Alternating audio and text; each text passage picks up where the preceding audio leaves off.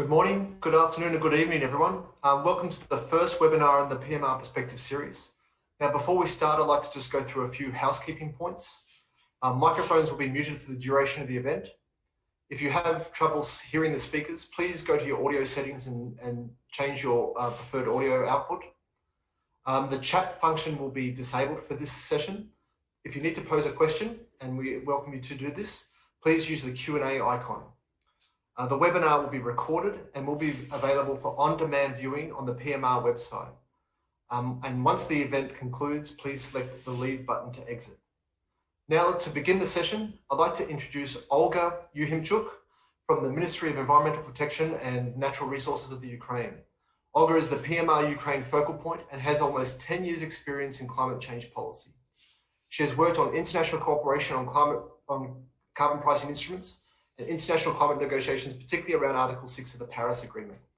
Olga has helped establish the ETS in the Ukraine, as well as having worked on the existing carbon tax. She has also helped develop a range of technical elements, including developing Ukraine's MRV system. Welcome, Olga. Thank you, Joseph. And good morning, afternoon, or evening to everyone. I hope you can all hear me well. First of all, I want to thank all of the participants for joining our today's session, which I truly believe will be very interesting for all participants. Despite the time difference and distances between us, I think we will have a chance to have a very productive dialogue and very interesting panel today. Just briefly about what we are going to have today. We have a very interesting panel with representatives from 4 different countries on the topic of carbon pricing, assessment, and decision making.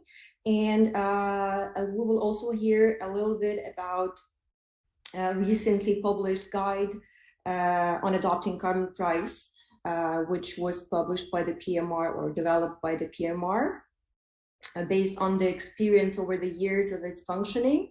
But before we go to our work, in discussion, I want to pass word to Wendy Hugh, who is the manager of Carbon Markets and Innovation Unit at the World Bank, to provide opening remarks. Ms. Wendy Hughes, please, the floor is yours. Hi, thank you very much, Olga. Hello, everyone. Welcome, and thank you for attending the first webinar of the PMR Perspective series. It's a series of webinars and virtual workshops organized by the Partnership for Market Readiness, or the PMR, and its partners to celebrate a decade of PMR serving as a capacity building vehicle and knowledge forum to advance carbon pricing policy solutions and carbon markets infrastructures. In the PMR Perspective series, we'll hear from key players of the PMR's global community of senior government representatives, national policy champions, leading international experts and World Bank specialists discussing a wide range of topics from countries' experiences on carbon pricing, challenges and next steps, to the launch of new technical reports aimed to support the advancement of carbon pricing. Climate change indicators have continued to highlight the need for action. Concentrations of greenhouse gases in the atmosphere have continued to rise, leading to increases in the frequency and severity of extreme events such as hurricanes, heat waves, floods, and wildfires impacting countries around the globe. The latest UNFCCC synthesis report on climate action ambition in nationally determined contributions, or NDCs, indicates that nations must redouble their climate efforts to limit global temperature rise by 2 degrees Celsius, let alone 1.5 degrees Celsius, by the end of the century. Governments' unprecedented actions to handle the COVID-19 pandemic show that governments and people can act quickly to address major global challenges. And this gives us hope that decisive action can also be taken to address climate change, to build back better, to achieve green, resilient, and inclusive development. Our collective responses to climate change, poverty, and inequality are defining choices of our age. To deliver on the World Bank's twin goals of reducing poverty and boosting shared prosperity, it is critical that we support countries to fully integrate climate and development, and that we support countries to maximize the impact of climate finance with measurable improvements in livelihoods through adaptation and resilience, and measurable reductions in greenhouse gas emissions through mitigation. The World Bank is already the largest multilateral provider of climate finance for developing countries and has increased financing to record levels over the past 2 years. In our new climate change action plan, we have set an ambitious new target of 35% of our lending for climate investment on average over the next 5 years. This represents a major increase in climate action funding for developing countries. 50% of the World Bank climate financing will support adaptation and resilience. In regard to mitigation, a key part of our climate action is to support countries with their NDCs and long-term low-carbon development plans and implementation. Carbon pricing is a key part of the solution, but by itself is not a panacea. A suite of policies will be required, including carbon pricing, but also public investment and regulation. Key to the success of carbon pricing is managing the distributional impacts, noting that the impacts are not uniform across sectors or stakeholders.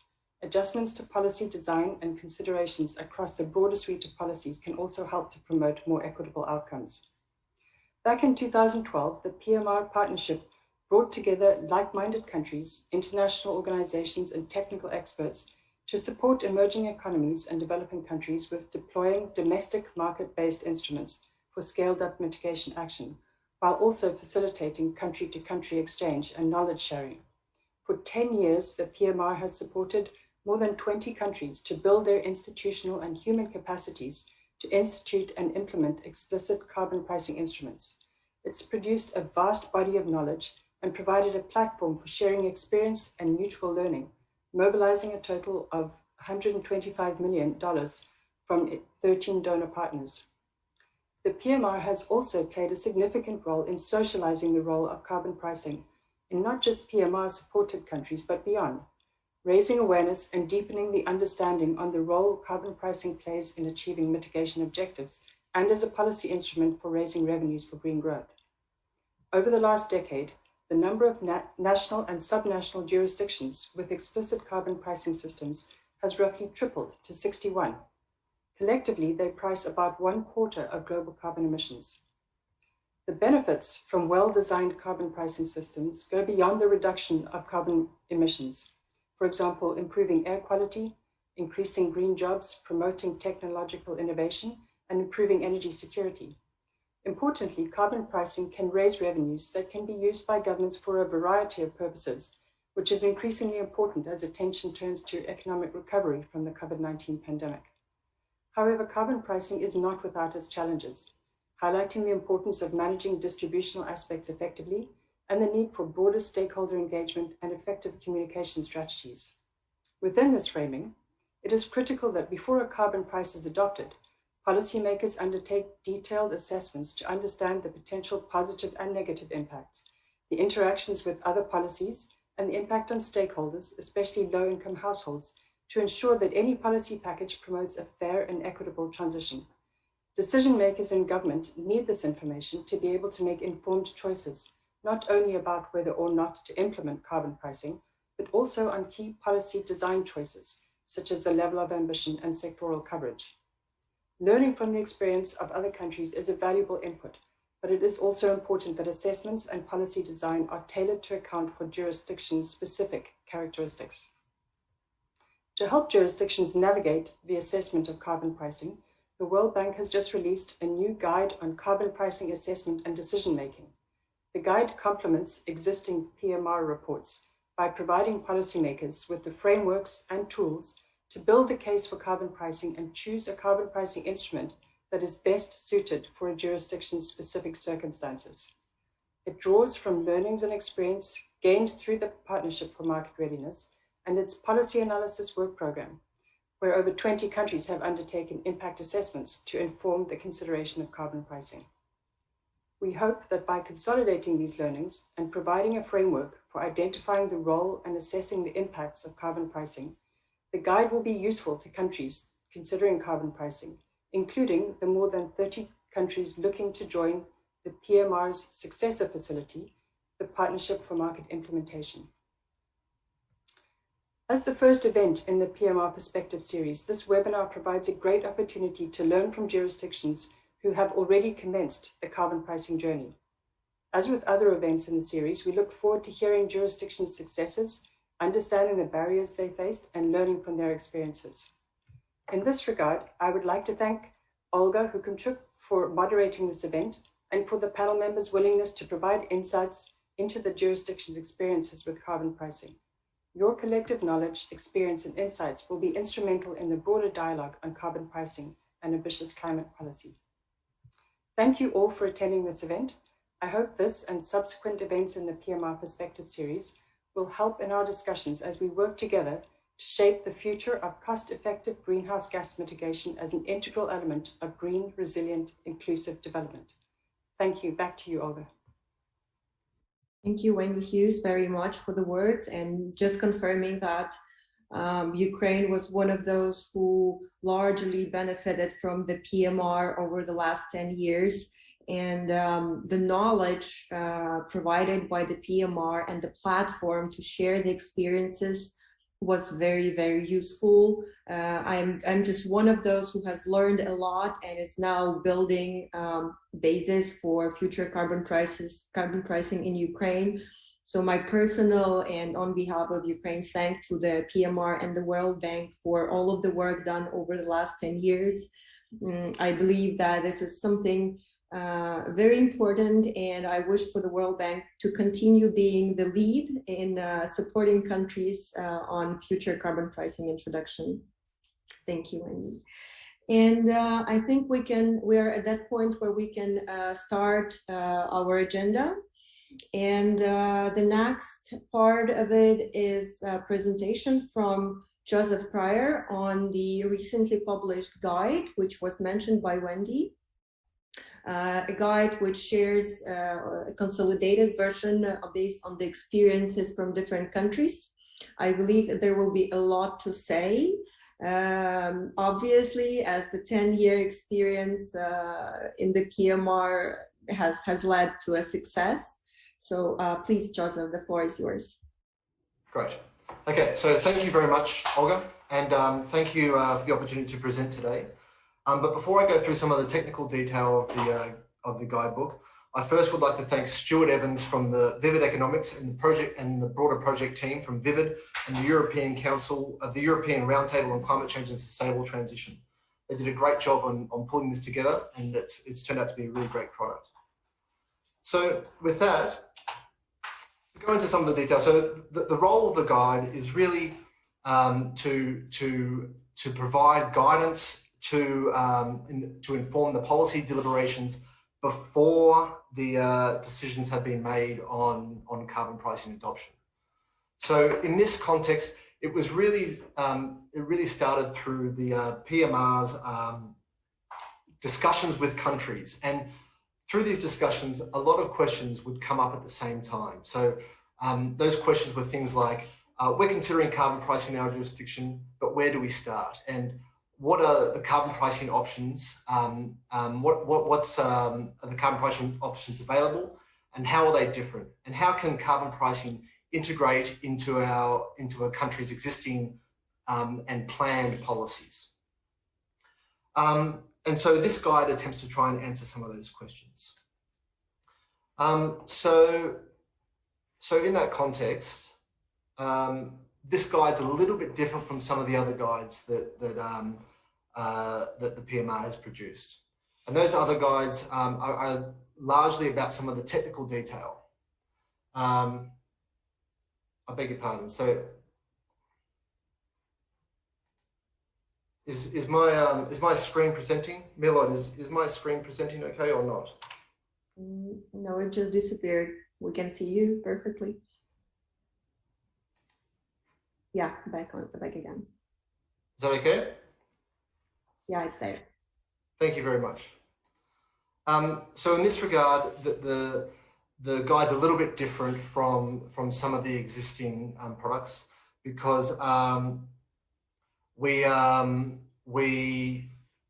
rather than looking at some of the technical detail, it's really trying to do provide an overall guidance on the process of the assessment prior to the technical detail. So, and in this way, it is referring to some of these other guides, which we'll talk about shortly.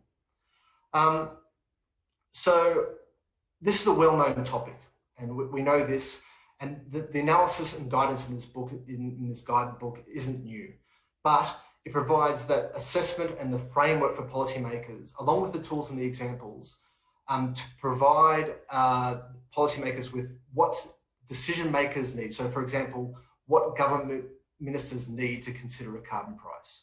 So in this way, the guide is trying to capture the lessons from the PMR, provide the framework and the tools, and also complement the existing guides. So next slide, please.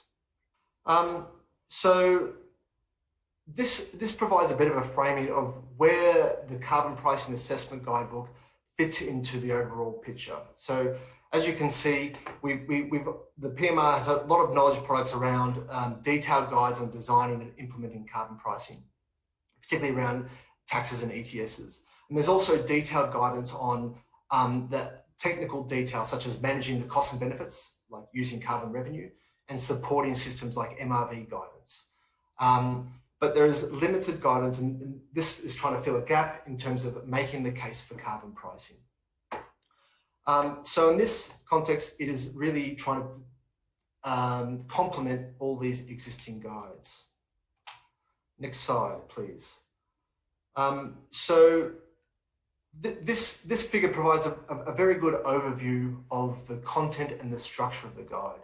It outlines the 4 key elements, which are 4 key chapters in the guide, but also it highlights some of the key attachments and tools included to assist the policymaker. And throughout this presentation, I'll try and draw your attention to some of these tools.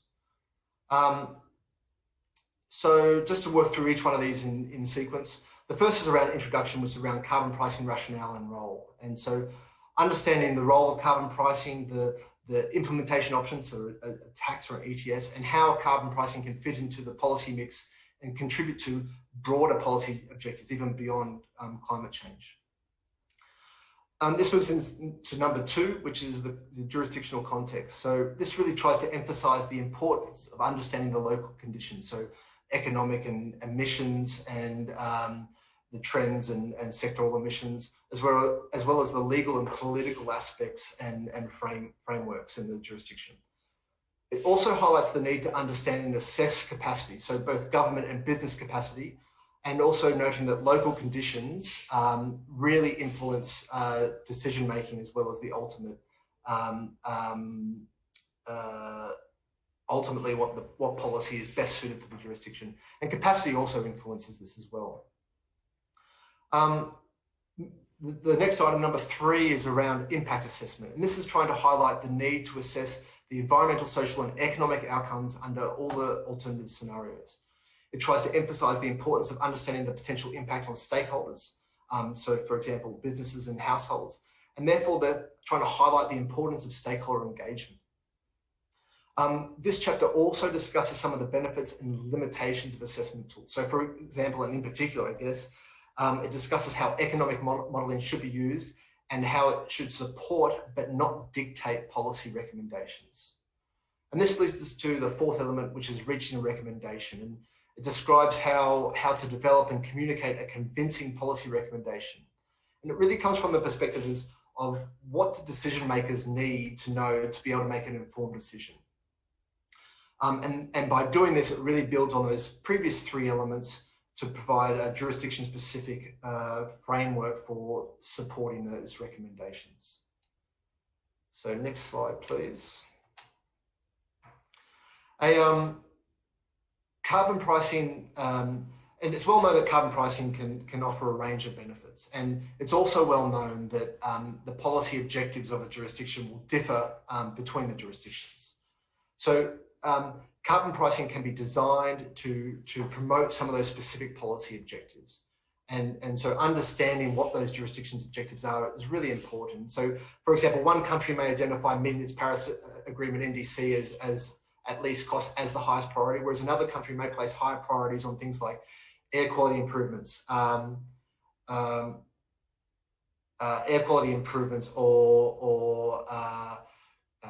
energy security or technological innovation. And we see examples of this in the real world. So for example, in New Zealand, they've set up an ETS that provides broad sectoral coverage and is now being used as the key tool to meet the country's 2050 net zero target. And in Colombia, a carbon tax has been used to discourage the use of fossil fuel and incentivize technological innovation. But the carbon tax is also raising revenue for conservation measures and ecosystem services, ecosystem protections. So as emphasized in the guide, determining the role of carbon pricing is really important and what its role is in the broader mitigation suite. And this has flow-on impacts, including not just policy design, but also instrument choice. And I'll just talk a bit about that on the next slide, which is around the policy objectives and instrument choice. So in terms of instrument choice, this guide isn't aimed at trying to provide a detailed critique of an ETS or a carbon tax.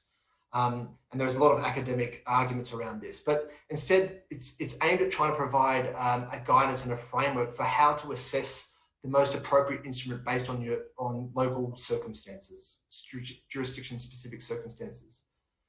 And it also tries to place carbon pricing in the context of other policy alternatives. And so this process and framework is intended to allow policymakers to try and make that assessment.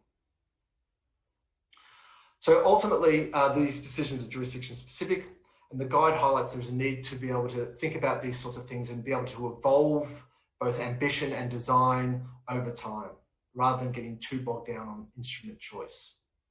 So moving to the next slide. To talk a little bit more about local context and capacity. So local context is obviously a very important part of analysis and other elements. Now, there are a few ways that we've tried to frame this in the guide, and really around the economy, environment, governance, and politics. But it also highlights the need to consider capacity. And this is both government and business capacity, and not only what current capacities are, but also what gaps can be addressed through, for example, capacity building efforts. The guide provides tools to assist this. So, for example, it provides a questionnaire to try and filter out some of the jurisdictional context, and there's a list of questions that policymakers really need to ask themselves to try and map out this context. And to support this, also there's a data tip sheet which identifies the key data requirements to answer some of those questions, and also suggests potential sources as well. So next slide, please. So it's well known carbon pricing is just one tool within the broader policy toolbox, and it needs to be informed by the broader policy suite. And importantly, carbon pricing operates within a broader framework across a range of policies within a jurisdiction. And its role and its interaction with other policies is really important. It has a big impact on the effectiveness and also on the decision making. So, for example, other policies, the interaction with other policies can affect things like the actual level of emission reductions, the level of the carbon price, and the distributional impacts on business households and other stakeholders. So really, the guide tries to identify, and this is a common thing that's come up in a few PMR guides, but categorize it into three categories. This is complementary, overlapping, and countervailing.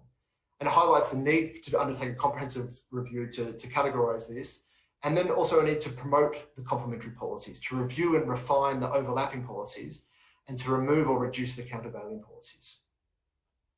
And to help this, the guide includes a policy interaction attachment, which is designed to help policymakers assess the existing policy suite and to categorize policy interactions. So moving to the next slide, please. So impact assessments are obviously very important for building evidence and to support the conclusions and recommendations. And it's best practice for recommendations to be supported by multiple sources. And as I highlighted previously, this analysis and assessment should be specific to the jurisdiction. And modelling is one part of this, and modelling is an important part of building evidence. So for example, it's very useful at identifying highly affected stakeholders and understanding some of the distributional impacts, which is an important first step to identify policy and design options to promote equity and manage stakeholder concerns. And for a good example of this is how best to use revenue to, for example, compensate or support vulnerable groups. However, as we know and as highlighted in the guide, modelling has its limitations. And so, for example, it cannot determine which carbon price instrument to adopt. And modelling is only as good as the effort put in at the front end, and also the inputs and the data that's supporting it. So the guide highlights the importance of doing the upfront work, particularly around designing scenarios that can answer the questions that you need answered and to provide the evidence necessary to support your findings. To help with this, the guide includes a couple of useful tools. A modelling technical summary, which summarises the modelling process and identifies the major types of economic models and discusses a lot of their strengths and limitations. It also includes an example terms of reference to assist jurisdictions in engaging modelling services. And this is really built on the work that's been done in the PMR, where a lot of modelling services have been engaged over time. So there's examples that jurisdictions and policymakers can draw from. Next slide, please. So when making recommendations, it's important to balance short-term and long-term considerations. And the guide tries to highlight these timeframe issues for adopting and implementing the carbon price. And it's an important factor in decision-making, and particularly around the fact that short and long-run considerations may differ. And I think this highlights two things in my mind. The first is that by focusing on capacity building, education, and stakeholder engagement, you can actually overcome some of these short-term constraints. And the second one is that policy design may actually need to evolve over time. And that may be designed within the instrument, also considering which instrument is best at a certain point in time. So the guide provides a structure for a suggested recommendations paper, and it provides a framework for providing detail on the highest, what information that might be of highest importance to decision makers, such as government ministers. And so in this regard, it has a set of I guess, topics that need to be covered, but I just would like to highlight three that I think are quite important. The first is in relation to the need to justify any intervention. And so basically, why is the status quo no longer acceptable, and why is a change in policy required? And this is really important for decision makers and, for example, government ministers. And you need to present arguments, and this could include things like existing policies being insufficient to meet the NDCs.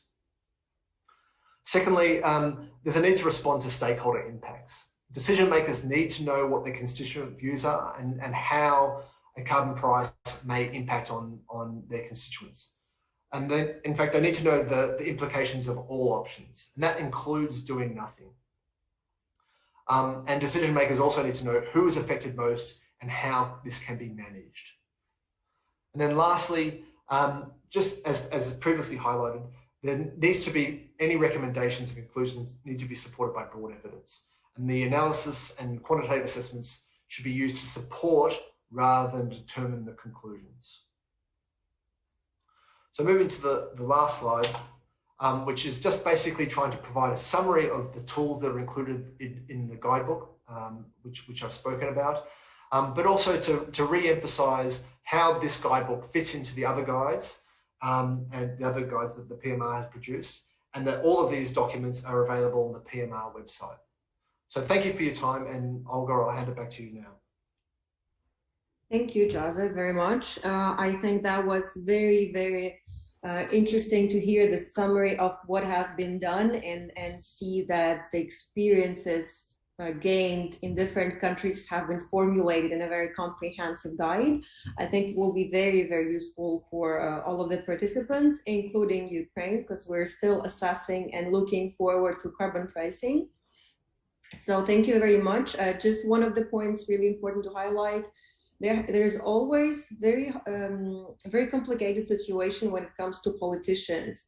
To make a decision, you need to be aware of that decision. And there's a difference between technical conversations and decision makers. And it's very important to merge those two so that technical bases such as modeling and recommendations really address the questions raised by the politicians who make the decisions. So thank you very much for sharing the experiences and telling about the guidebook.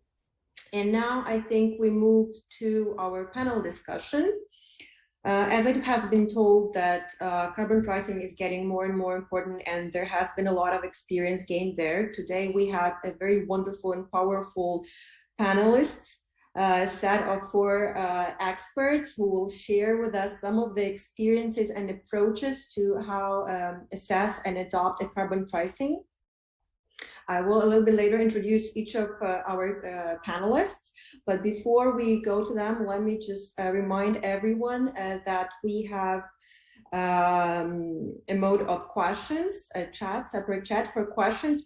Please feel free to address those questions in the Q&A option. We will try to address them to our speakers. Either we will group them or highlight the key ones or answer directly in the chat.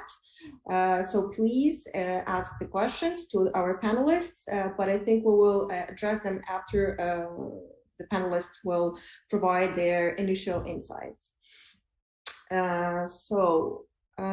Before we go to that, to start off the discussion, I would like to ask the panelists to provide a bit of context within a few minutes on your experiences with adopting a carbon price in your jurisdiction, your country, and probably highlight 1-2 key aspects that were particularly relevant in your experience in your country. So, and we start our today's session, our panel discussion with Afaf Jafar, who is responsible for the Studies and Planning Department within the National Agency for Energy Conservation in Tunisia. She has been having a long experience with mitigation policies, in particular those related to carbon pricing. Also, she has been a focal point for Tunisia PMR, and we have been familiar for a couple of years already during the meetings. And a few years ago, she has coordinated several CDM projects development and conception. And she is now also involved with Tunisian delegation on Article 6 negotiations. Afaf, please, the floor is yours. Thank you, Olga. It's a real pleasure for me to see you again. So, can you hear me well? Yes. Thank you. So, hello everyone, and thank you for giving me the opportunity to present the approach taken by Tunisia to get ready to adopting carbon pricing. So maybe I can start by saying that in Tunisia, the first national contribution, the NDC, already foresees the use of carbon pricing as a lever to reach the mitigation objectives. Actually, carbon pricing is considered as an important public policy lever, first to achieve the national priorities, especially regarding the acceleration of the energy transition in Tunisia through the achievement of energy efficiency and also renewable energy programs. And second, to implement the Paris Agreement through strengthening the Tunisian mitigation policy to achieve the mid and long-term goals, so the NDC by 2030 and the low emission development strategy by 2050. So for Tunisia, PMR was a very, very interesting opportunity to put in place the basis of carbon pricing. So if I want to summarize the Tunisian journey with PMR, I think we had 6 main steps. The very first step was the definition of a national vision in terms of mitigation and the role of carbon pricing in this vision. The second step is the development of the scenario of energy subsidy removal. Indeed, in Tunisia, energy is subsidized, while the success of carbon pricing policy depends on the removal of energy subsidy, since the subsidy have the opposite effect of the tax. That's why an energy subsidy removal scenario was developed, and an assessment of the impact of this scenario was conducted to support policymaker the decision to that effect. The third step was the selection of the priority sector. So in Tunisia, we started by choosing the priority sectors, the most suitable sectors for carbon pricing. So this was done through a large stakeholder consultations process and also on the basis of a multi-criteria analysis to choose the most suitable sector for carbon pricing. So some of the identified assessment criteria, for instance, were the mitigation potential, in order to assess the ability of the sector to contribute in achieving the NDC goals. The expected economic, social, and also environmental co-benefits. The feasibility of an MRV system within the sector, to exclude the sectors for which MRV is very difficult to put in place, and also the degree of openness in the regional and international market. So in Tunisia, the multi-criteria analysis led to the choice of 3 priority sectors So the energy sector through the Energy Transition Fund, which is a national existing fund that incentivizes renewable energy and energy efficiency projects and programs. The electricity sector was the second sector chosen, and also the cement sector. So after choosing the priority sector, the first step was the design of carbon pricing instruments.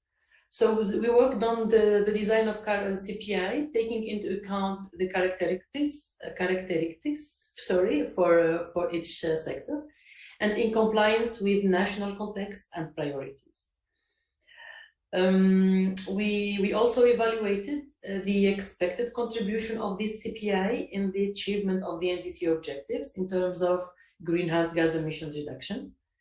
So, for example, we choose for the energy sector to implement a carbon tax on fossil fuels based on their carbon content to support the Energy Transition Fund resources, which is an already existing national fund that incentivizes renewable energy and energy efficiency, as I said before, to reinforce the current fund resources. Then the next step was the assessment of the carbon pricing instruments impacts on the economic, social, and also in terms of mitigation impacts through modeling. And I think that this step is one of the most important ones, since it allowed to assess the impact of the introduction of the chosen carbon pricing instrument, not only in terms of greenhouse gas mitigation, but also to assess the economic and social impacts, such as, for example, the impact on GDP, on employment, or on investments. So in Tunisia, the model used was the model called 3ME, which is a macroeconomic model for the evaluation of environmental and energy policy. This model was developed by the ADEME, the French Environment and Energy Management Agency, the French Economic Observatory, and the Netherlands Economic Observatory too. So this model was adapted to the Tunisian context and used to evaluate the impact of the energy subsidy removal, and also the introduction of a carbon tax, and the introduction of a high share of renewables in the electricity mix in Tunisia. So maybe here it's worth mentioning that this kind of impact assessment needs a lot of capacity building work in collaboration with relevant stakeholders. For example, in Tunisia, stakeholders from other ministries, to learn how to use the model, to ensure its sustainability through the know-how transfer, and also to be able to interpret the results. The last step was the development of a roadmap for carbon pricing instrument implementation. Indeed, the creation of an enabling environment is key for the successful implementation of carbon pricings in terms, for example, of governance, regulation, communication, capacity building, etc. So I believe that these were the main steps that were undertaken in Tunisia during the PMR journey.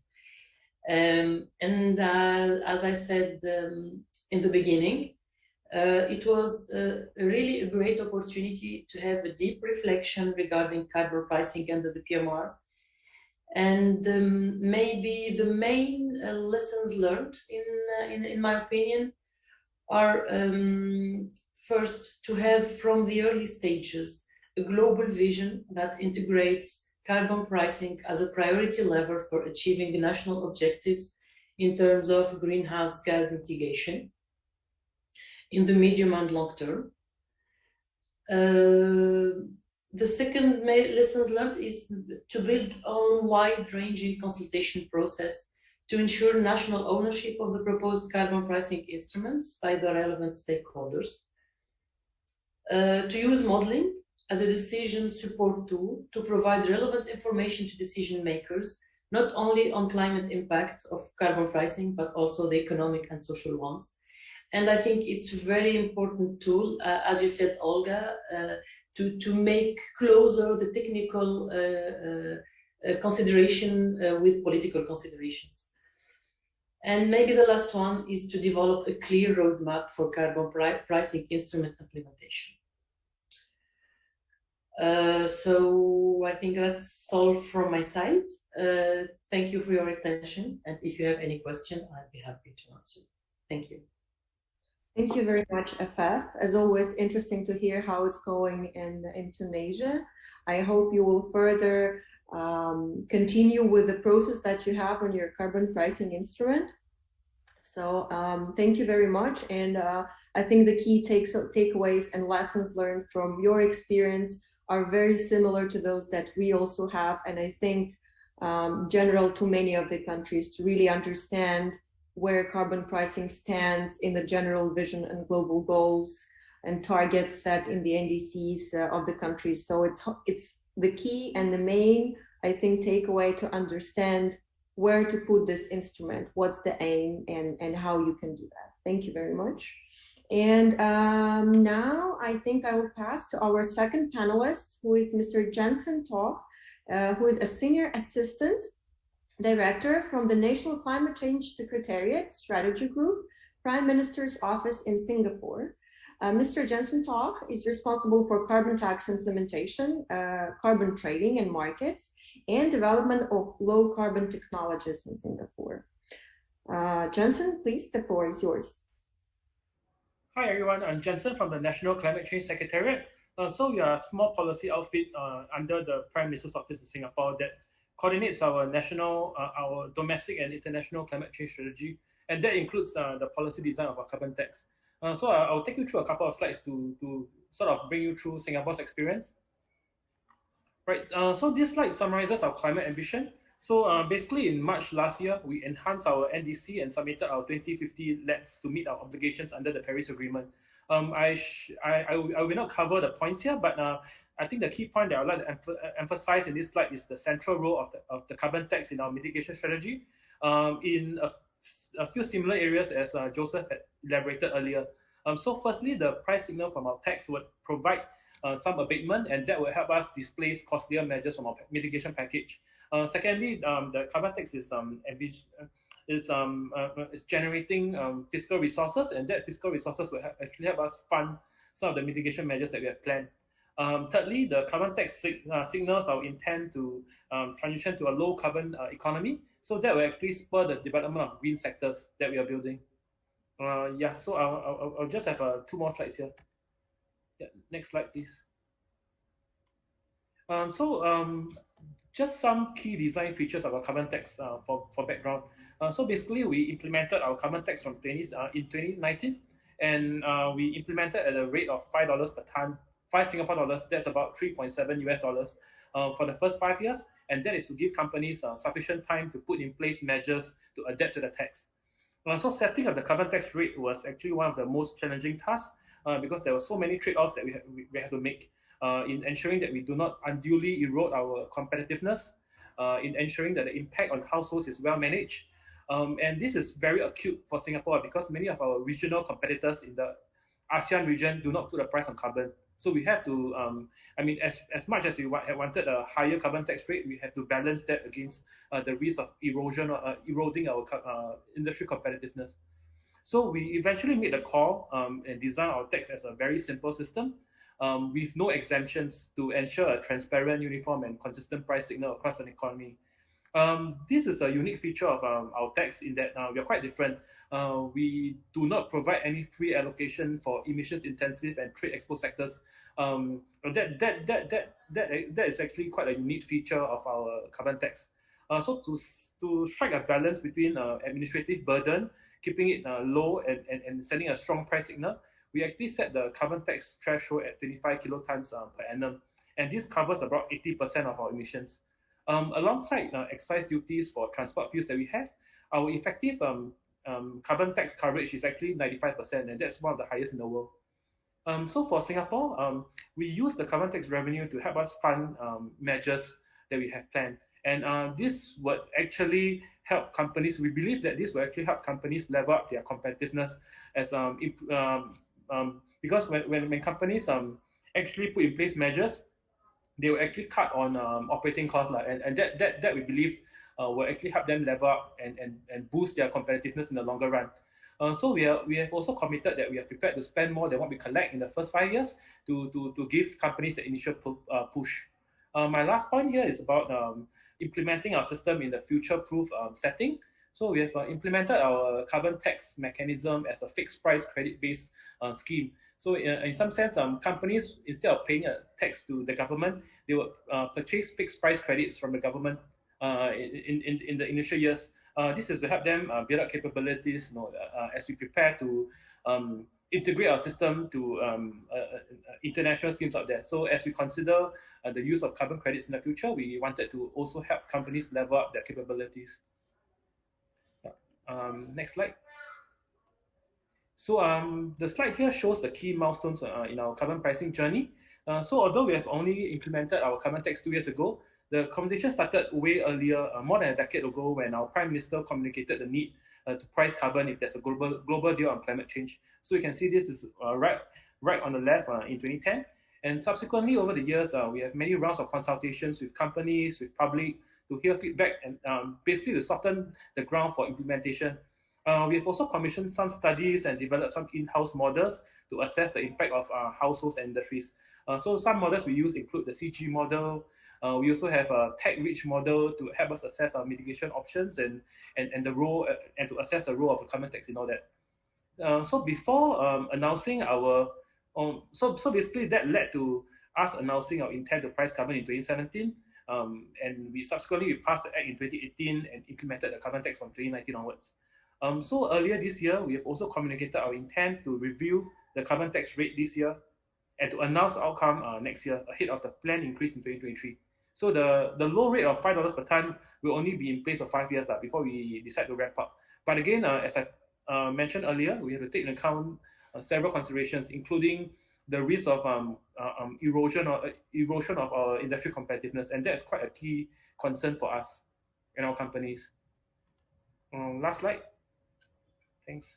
So I have 4 bullet points here to summarize our carbon pricing journey. So first, there are real concerns on household impact and industry competitiveness. So it's very crucial to provide a transitional period for companies and households to adjust to the tax. Second, it is essential for us to start the conversations early and consult widely to get buy-in to reduce uncertainties. So third is the point that we have to underscore the importance of our tax and explain the role of our carbon tax in the suite of in our suite of mitigation measures, as I've mentioned earlier. And finally, I think we'll need to leverage our carbon tax implementation to develop domestic carbon services and capabilities.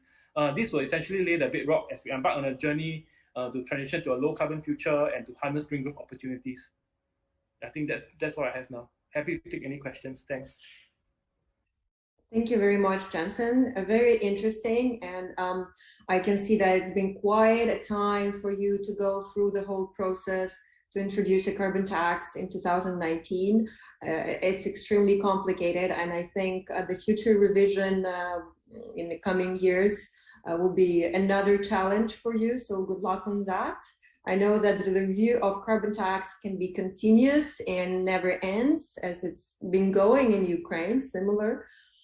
So good luck on that, and I hope that you will achieve a certain good review of the tax. And now we pass to our third panelist, who is Saida Hadika Jamshed, supporting the Ministry of Climate Change from the government of Pakistan. And she supports the ministry in localization of carbon market tools for sustainable development in the revision and implementation process of national determined contribution, the NDCs, under the Paris Agreement, and also facilitates the air pollution control policy development and its implementation in Pakistan. Saida, please, the floor is yours. Thanks, Olga, and thank you so much for the kind introduction, and really glad to be part of this session and part of the launch. Next slide, please.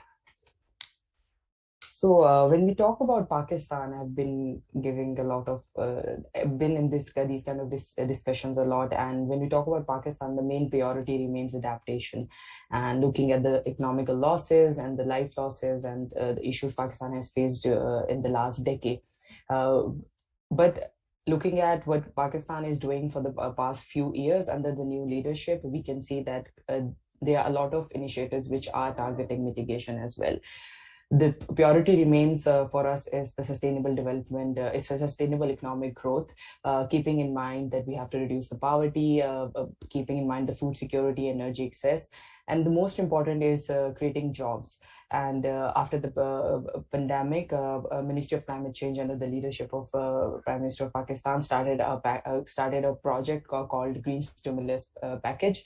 And in that, we are targeting creating green jobs for youth and women.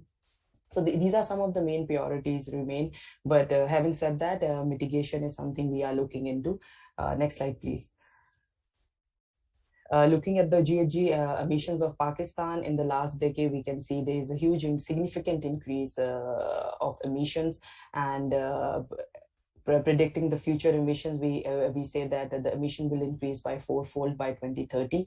And keeping that in mind, the first NDCs which was submitted in 2016, we committed to reduce 20% of the emissions of 2030 emissions.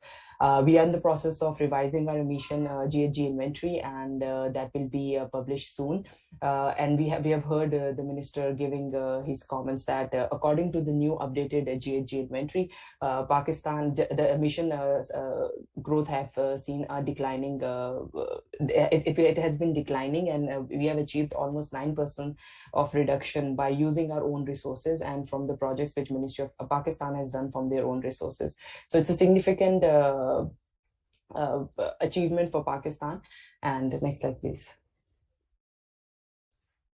It is important, like why carbon market and carbon pricing is important for Pakistan, to achieve our NDCs goals, and this is the most important one, then to navigate the investment for efficient technology, moving towards low carbon technologies, and having a carbon market trading system established in Pakistan, which can trade credits with regionally and internationally, creating a market. And also very important that a carbon pricing co-benefit, which is reduction in health impacts and cleaner air, is something which is very important for a country like Pakistan when we are introducing an instrument like carbon pricing for the mitigation of climate change. Next slide, please.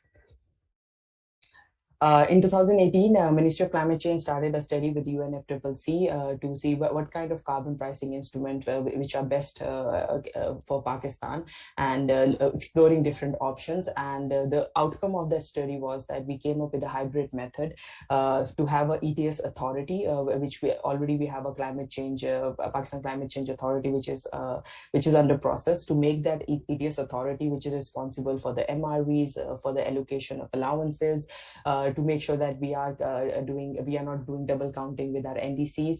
And the revenue that will be generated by the ETS authority through a domestic ETS system, and also in a hybrid method, we propose that the already levied petroleum levy tax can be added, a carbon tax can be added to this tax, and a hybrid method can be used, and the resources which will be generated from these two methods can go to the Pakistan Climate Change Fund. That fund is actually a recipient and distributor as well. They will receive the funds and they will redistribute to the industries which are where the ETS system has been established, to give them soft loans, grants, to encourage them and incentivize them to move towards low carbon technologies, and also offsetting those people who are disproportionately affected by carbon tax or ETS system. So giving them cash transfers and dividends is some of the areas which were proposed. And international carbon market was also encouraged, that we do trading with our international partners, and international climate finance can come into this. And as we are a Pakistan flagship project is 10 billion tsunami tree, we kept forestry as an offsetting mechanism for this ETS system. Next slide, please. So the outcome of the study, when we published the study, it was recognized by the minister and also the prime minister, and we established a national carbon market establishment committee. The main aim of establishing this committee was to fill the gap because we plan to have a secretariat within MOCC for the carbon markets. In order to fill the gap till the time we have a secretariat, we established this committee, which was the TORs of the committee was to convene anything related to carbon market, to generate more revenue, to encourage international trading with Pakistan, to engage private sector, and more importantly to have a good communication strategy, which was also mentioned previously by Josh as well, that how important it is to keep all the stakeholders on board, and everyone speaks their own language, so you have to give them their own incentive. Private sector will have their own incentive, public sector will have their own incentive, and how to communicate this to a general public is very important, and for any ETS and carbon pricing instrument to be successful, if we have communicated well before time, and we have communicated in a language which people usually understand, looking at the audience, I think there is more chances of there's more chances that they will go against it and resistance will be there. Next slide, please. So looking at the outcomes of this committee, we are working on several activities. One is the revision of NDCs. A carbon market was not part of our previous NDCs. So we plan to incorporate carbon market in our revised NDCs to show that how much we are serious about this and how Pakistan wants to take this forward. We are also in this designing domestic ETS framework with UNFCCC and also an MRV infrastructure. It's a phase-wise approach, and we are focusing right now on the energy sector, and in these documents we are developing roadmap, action plans, and activities for further implementation, and to how to enhance the capacity of the institutions in Pakistan to take this forward. And then, as mentioned before, carbon pricing strategy is underway, and we are working on that as well. It's not finished yet, but we are going to start soon working on this under UNFCCC. And then capacity building and training of the relevant stakeholder is proposed by the ADB, and I believe that it's very important that all the stakeholders are well aware of Article 6 and well aware of how to implement and what are the benefits and how important is this, and to make sure that in the future the economic losses can be ignored by doing the right thing today. So next slide, please. These are some of the initiatives which shows that in the last 4 or 5 years, what Ministry of Climate Change under the leadership of our Prime Minister, what we are doing, as I mentioned, the flagship project of 10 billion tsunami tree. Then we have a green stimulus package for creating green jobs. Then there is the ecosystem restoration fund, which was established. Then we also have a electric vehicle policy now, which aims 30% and 90% for the year 2030, 2040 respectively. And then there's a Clean Green Pakistan movement, which focuses on plantation, air pollution, and wash-related activities. And this is more like a domestic, it's a bottom-up approach where you involve district level and city level administrators to report back to at the federal level. Then we are also developing a clean air, Pakistan Clean Air program, and carbon pricing is one of the mitigation instrument which was mentioned over there. The whole point, and then there's a blue carbon assessment as well, one of the component of the blue carbon, which is done by the World Bank for the revision of NDCs. Is the main component is that to see how much credit we can generate out of the blue carbon Pakistan have, and how we can generate a carbon market in future. Then also with World Bank, we are initiating a national capital accounting for Pakistan. So all these, the point of mentioning all these initiatives is that all these initiatives are actually aiding into establishing a carbon market. They are emphasizing more, they are developing a rational mode. We are also revising our national climate change policy. So carbon market remains one of the main instruments under the mitigation section in all these policy documents and initiatives as well. Next slide, please.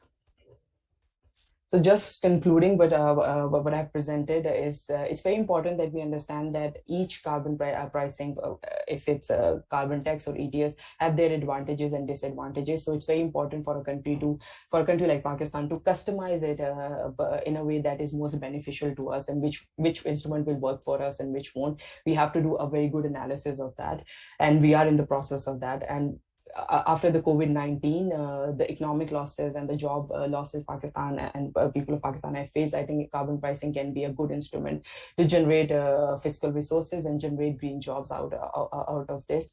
And the international carbon market, to develop our linkages with the international market and to have investment coming from there in the climate fund is very important. Putting a price must, as I said before, that it impacts the disproportionate population and negatively. So to make sure that if the carbon pricing you are putting is fair, to have a backup plan to how you can compensate these people is very important to keep equity in mind. And effective communication strategy, which I mentioned before as well, is very important. Putting economic value to the losses. The reason we are doing national capital accounting is that we need to have economic value of the losses of, and it's very important for the private sector as well, the kind of losses they will incur in future due to climate change, so that these kind of instruments can be supported today. And international cooperation and starting a best practice is critical to achieve cost effective in mitigation. So yeah, thank you. I'm here for any questions from your side. Thank you, Saida, very much. I just remind the participants that you can ask the questions in our chat. And once again, thank you, Saida, for a very comprehensive presentation. And one of the key takeaways, which I've heard from your presentation, and I think we keep forgetting on that, it's multiple co-benefits, which we should really take into account when developing such carbon pricing instruments. We know that it's eventually our health, our clean air and everything. So we really need to understand that this is doing something for good, and we should really take into consideration the values and the deliverables that we will have in the coming future for us. Thank you very much. And now I will pass the last but not the least to our speaker, Juan Carlos Arredondo. I've known him already for a couple of years, and hard to highlight the key aspects of his expertise, because it's been quite a while. He has been leading or been part of Mexico's delegation on climate change negotiations on Article 6. He has been one of those responsible for establishing an ETS, a first ETS in Latin America, and now is an expert at Vivid Economics on climate change policy as policy strategy. And well, Juan Carlos, just passing to you to share all of those experiences that you have. The floor is yours. Thank you very much, Olga. So kind. And thank you to PMR for the invitation to be here with you in this webinar today. And I would like to start by saying that what I am going to present to you is a few specific examples, learning from the experience of setting up, designing, and putting into just the first phase of its operation an emissions trading system. That's the experience from Mexico. And what I am going to show to you today in these examples is addressing 3 of the 4 topics that are contained in the guidance document that Joseph presented to us earlier today. 1, on the importance of the rationale or the role of carbon pricing in the context of who you are and what you do as a country. 2, in the understanding of the context or the local conditions is relevant if you are going to engage in the whole discussion as a country about carbon pricing, the adoption of a carbon pricing instrument. And 3, what it means to talk about carbon pricing in the context of the impacts, so the relevance of impacts assessment, because all of that is part of the journey that you may follow when you are defining and you are creating and you are adopting a new carbon pricing instrument. So if we can move to the next slide, please. So as a policymaker, one of the questions that you may have once you have made up your mind that you want to adopt a carbon pricing instrument is, well, what is needed? What is required? What should I do? Where should I start from? What should I take as an input to my work? And that's a complex issue. The next one, please, because carbon pricing, in the sense of having that as a carbon tax or an emissions trading system, those are not easy instruments, in the sense that not everyone is familiar with what it requires and what it entails in terms of how much work, technical work is needed, but also particularly why you need a carbon pricing instrument in your jurisdiction. And that's a common question that will come again and again and again when you are starting this journey, sorry, of adopting a carbon tax or an emissions trading system. In the case of Mexico, when Mexico engaged itself, not just with the PMR, because the history is long with the PMR, but in terms of making the decision of adopting an ETS, Mexico already had a carbon tax, just recently adopted. Mexico had already submitted the first NDC. Mexico had already produced the 5th national communication, so it knew about the emissions levels of the country and the historical trends in terms of the emissions. And it already decided that if not enough policies were in place, it was impossible for the country to reduce emissions to such a level that we were able to comply with our self-imposed NDC. So the question of why the ETS was needed was precisely because there was a goal in place that we adopted that was translated into a requirement for the country because it was part of the Paris Agreement. And we needed some additional policy instrument in addition to everything else, in addition to what we do in agriculture, forestry, transport, and everything else, something else that could help us with driving down the emissions. And of course, that's one of the questions that everyone will put to you. Why do we need such an instrument? And of course, the mitigation argument is not enough. If you work on climate policy or the environmental sector, you will think that, well, if we reduce emissions by having this instrument, that's it. That's the reason why we need a carbon pricing instrument. But the reality is that many other areas of the government are not that familiar with that. And many people outside of the government, the private sector, the society at large, they don't know, or they may not know about an emissions trading system, what it means, how it operates, what I am going to do with that once it's in place. So it's important that you are able to create and deliver a direct and consistent message of why you need a carbon pricing instrument, or in this case, why do you need an ETS, and how this may relate to other policies that the country has. The next one, please. A second aspect of this is the understanding of the local context and the situation that you are facing or that you have in your country.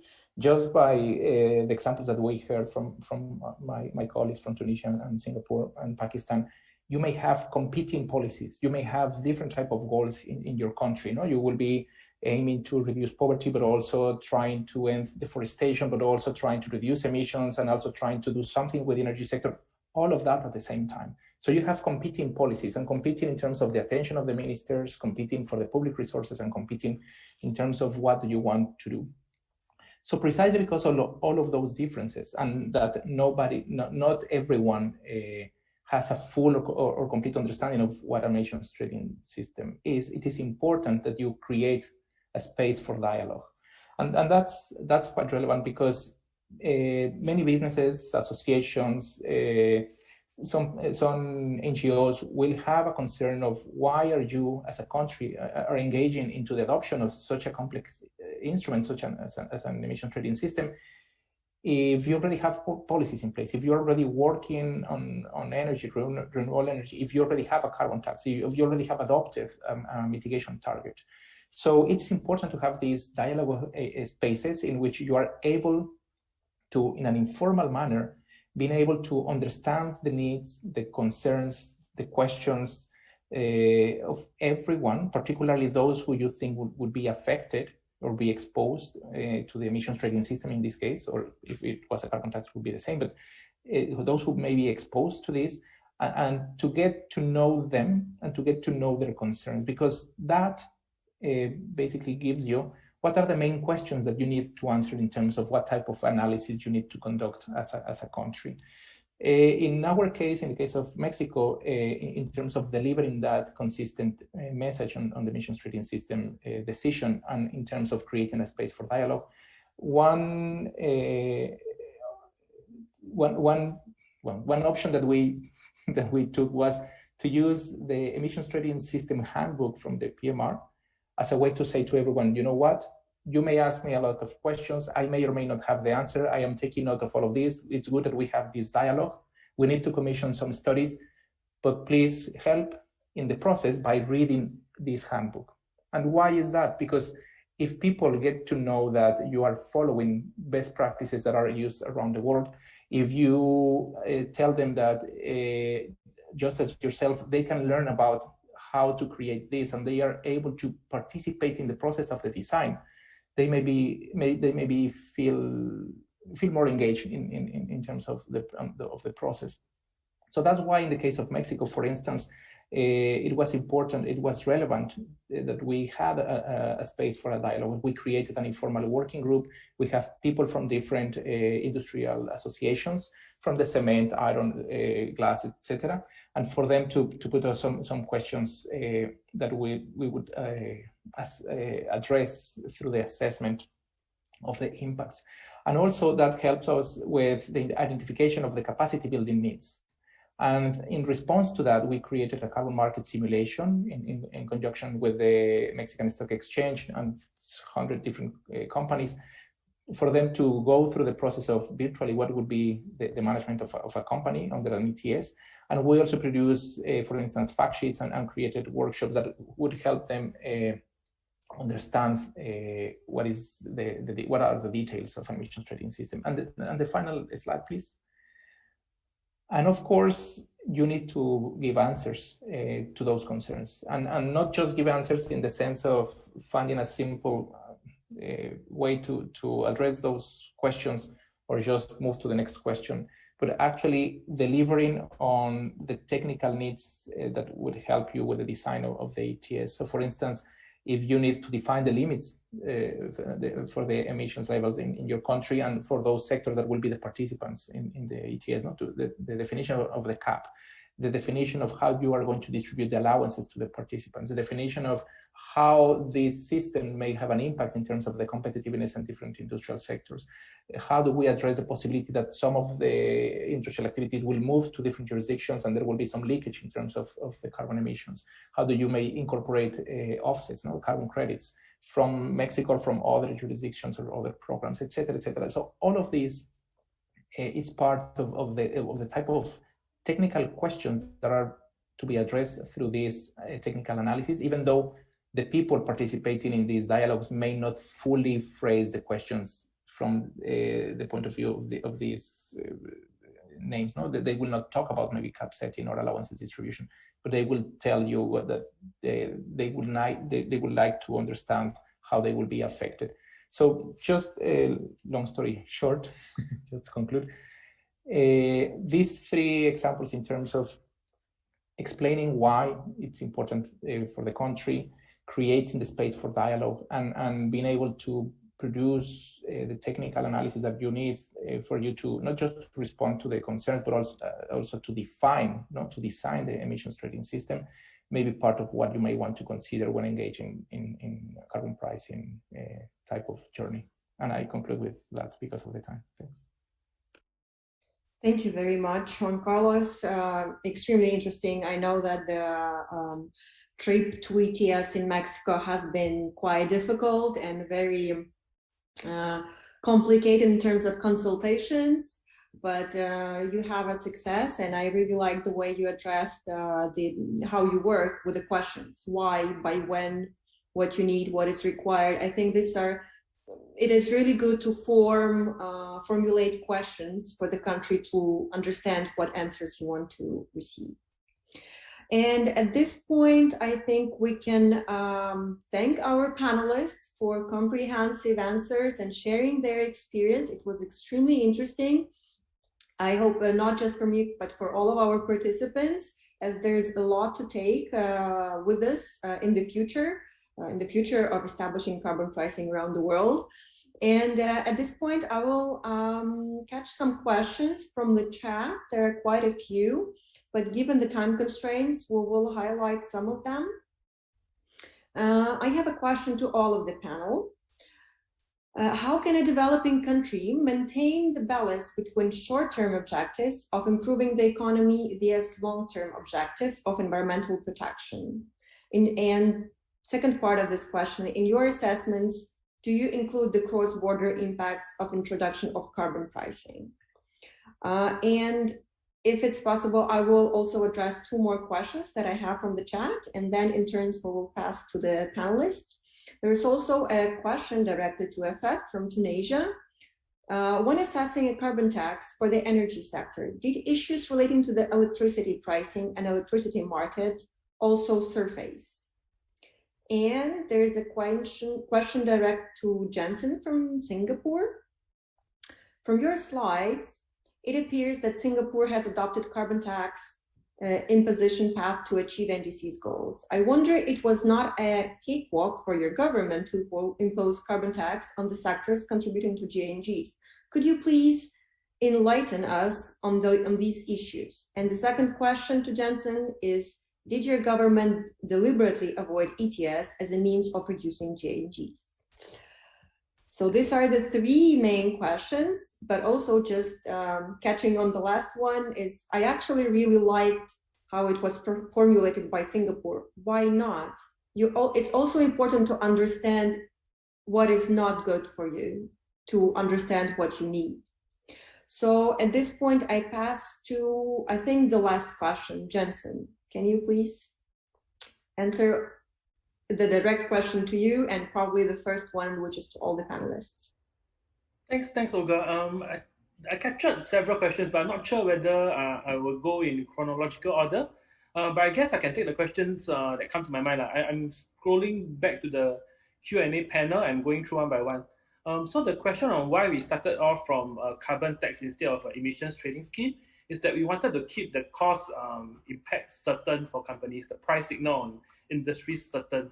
Starting from a complicated system, an ETS system will actually not allow companies to have that sort of a price certainty. And also because our market size is quite small, although we are a refining base, there are by and large only about 3 oil majors in Singapore. So it's kind of hard to have a fluid market in a small domestic size.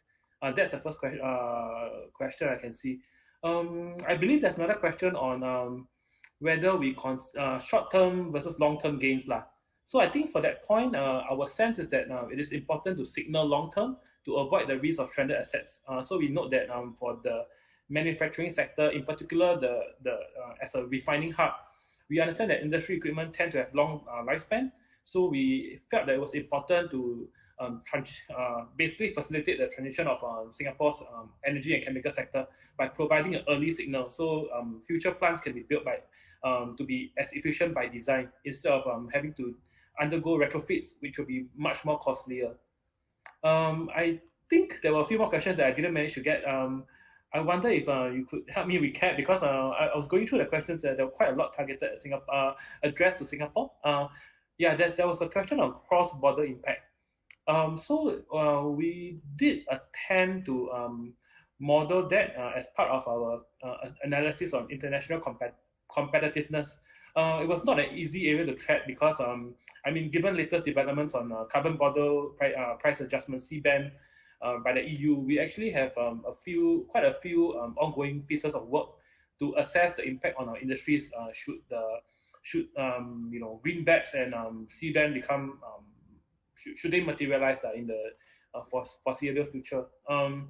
How can a developing country maintain the balance between short and term objectives of improving economy versus long-term objectives of environmental protection? So I guess to that question, I mean, it is really advantageous for a company to plan far ahead.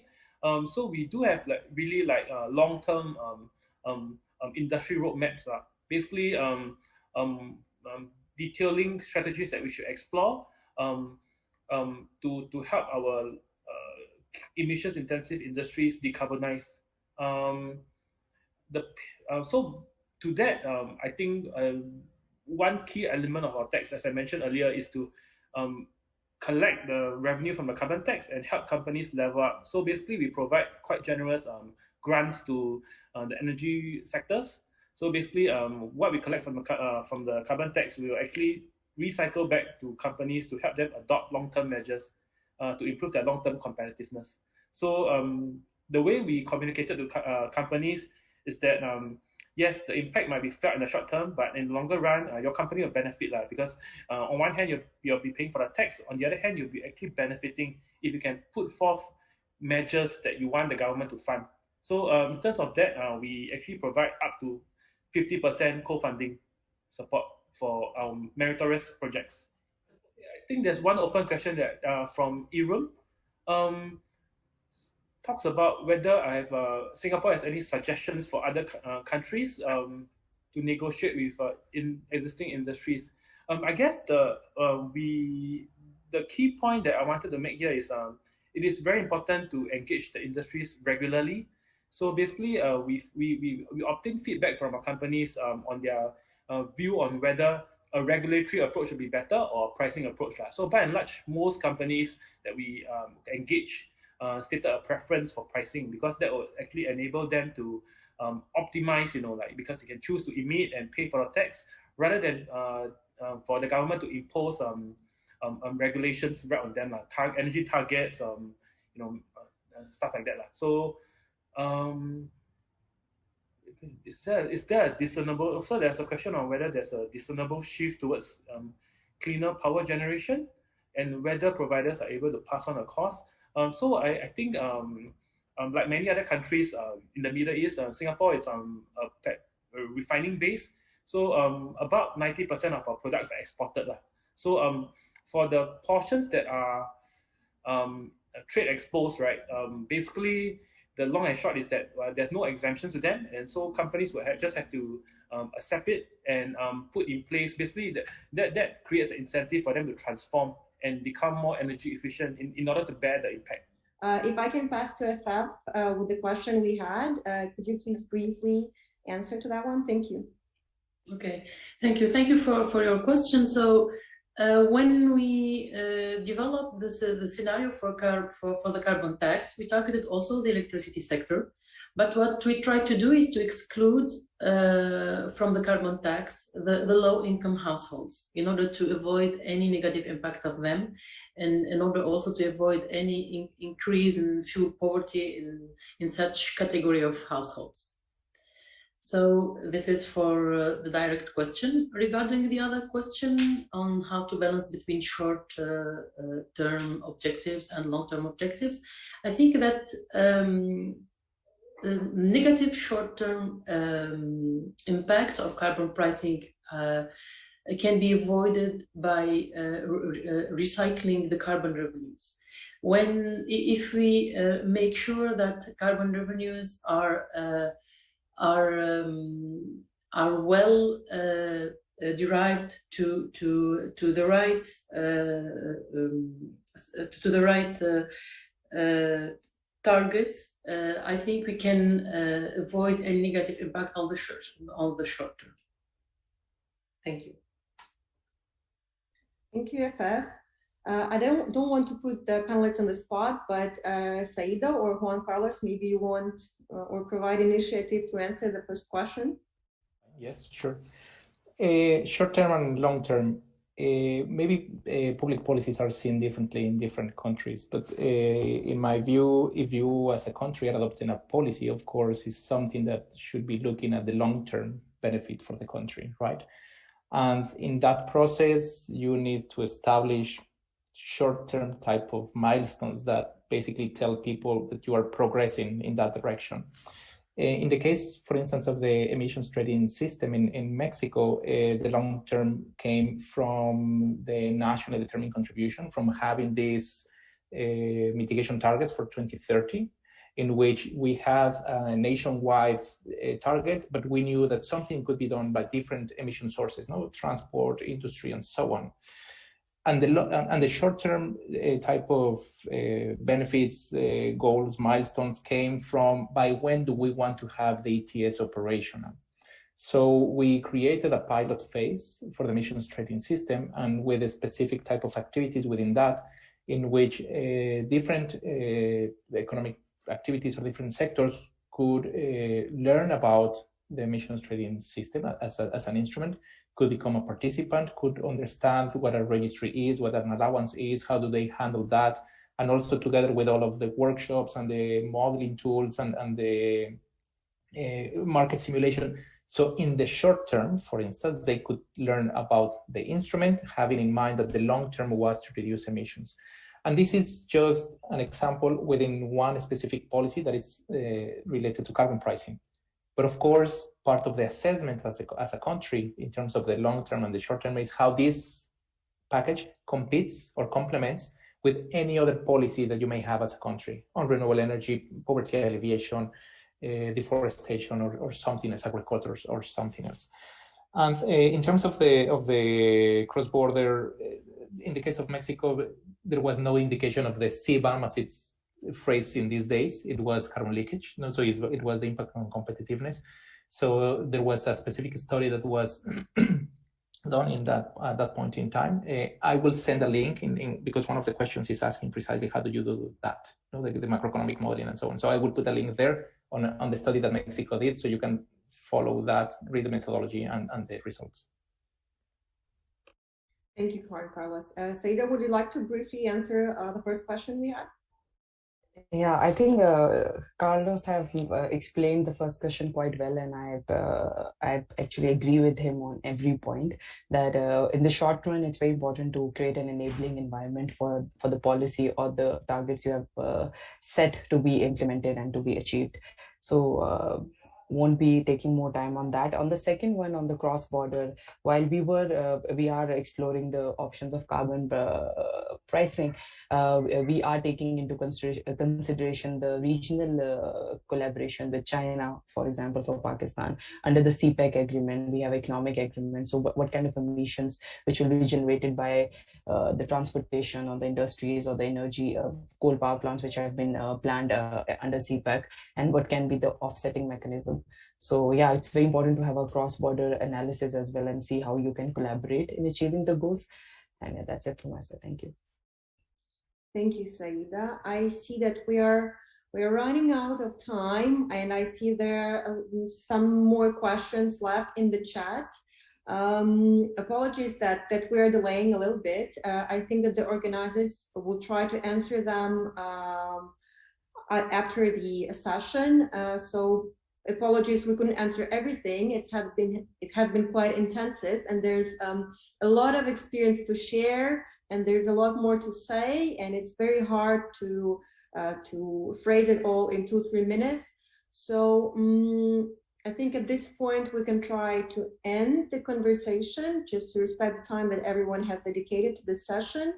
And to highlight the main key takeaways, I don't want to formulate my own, so I would ask the 4 panelists within just one sentence, formulate what would you suggest or recommend a country which is about to introduce a carbon pricing instrument? What is the key? Juan Carlos, I see you smiling. You're always smiling. Always smiling.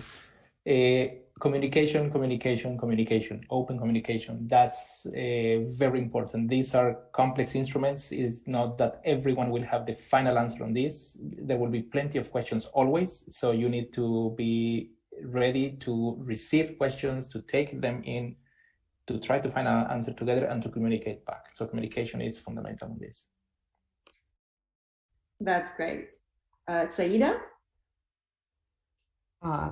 Communication, yeah. I've been saying, I've talked about it during my presentation as well. And I think the MRV system, to have a good data registry and MRV system before you actually start our ETS system, is very important. Very good point. We're just doing that. Jensen? I do agree with the panelists before that communication is important, but I thought just to give a different perspective, think long term. That would be my phrase, because when communicating to companies, it's good to prod them to think long term. Yeah. Long term, always important, given the Paris Agreement and our coming NDCs upgrade. So, and Afaf, what would you say to a country who plans? Capacity building, because the person you are talking with don't necessarily know about carbon pricing. So there is a big need for capacity building for such an innovative topic. Thank you. Thank you so much. And once again, big thank you to all the panelists for participating in this session. I think it has been a success. We did have a lot to share with our participants. Thank you to the organizers, to the PMR and the World Bank for organizing a set of sessions coming in the coming weeks. Invite everyone to follow those sessions and participate in the coming ones. And I hope that today we have, with our presentations and experience shared, what is important for a country to start establishing a carbon pricing or to move on with it, how to upgrade it, how to work with it. Just keep asking questions to yourself, to your politicians, talk to the people with your communication strategies, assess with modeling, and answer the questions. So good luck to everyone with establishing future carbon pricing. And just a kind reminder also to everyone, please use the guide developed by the PMR Secretariat. It has been very useful over the last 10 years to use all of the documents provided by the PMR, so totally recommend it. So, and once again, thank you to all the participants, panelists, and organizers of this session. Thank you.